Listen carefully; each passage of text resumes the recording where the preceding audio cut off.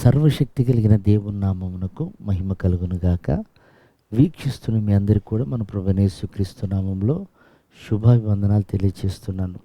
ఈరోజు మన దేవుని వాగ్దానం యెహోషువ గ్రంథం 1వ అధ్యాయం 3వ వచనం. మీరు అడుగుపెట్టు ప్రతి స్థలమును మీకు ఇచ్చుచున్నాను. ప్రియమైనటువంటి దేవుని బిడ్డలారా, యెహోషువతో దేవుడు వాగ్దానం చేస్తున్నాడు. మీరు అడుగుపెట్టు ప్రతి స్థలం, అది ఎంత గొప్పదైనా, ఎంత విశాలమైనదైనా, ఎంత ఇరుకుదైనా మీకు నేను దాన్ని ఇచ్చుచున్నాను అన్నాడు. ఇచ్చాను అనలేదు, ఇస్తున్నాను అన్నాడు. ప్రియమైనటువంటి దేవుని సంగమా, దేవుడు మాటిచ్చినట్లుగా యెహోషువ అడుగుపెట్టిన ప్రతి స్థలాన్ని అతనికి స్వాస్థ్యంగా ఇచ్చాడు, అతనికి వారసత్వంగా ఇచ్చాడు. మాట ఇచ్చినవాడు దాన్ని నెరవేర్చుకున్నాడు. అయితే ఒక రోజున చిన్న హాయి పట్టణం మీద జయించటానికి అక్కడ అడుగు పెట్టారు.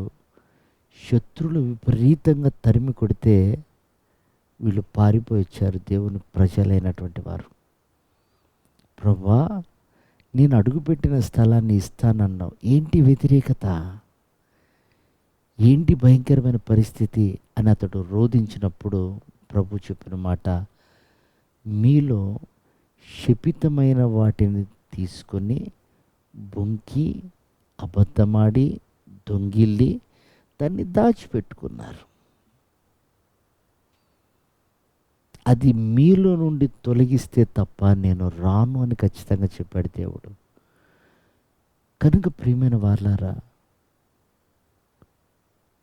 దేవుని వాగ్దానములు నమ్మదగినవి. కానీ మనలో శపితమైన ఉన్నప్పుడు మనం అడుగుపెట్టిన స్థలం దీవెనకరంగా కాదు కదా, శాపగ్రస్తంగా మార్చబడుతుంది. శపితమైనవి అంటే దేవునికి ఇష్టం లేనివి ఏవి మనలో ఉండకూడదు.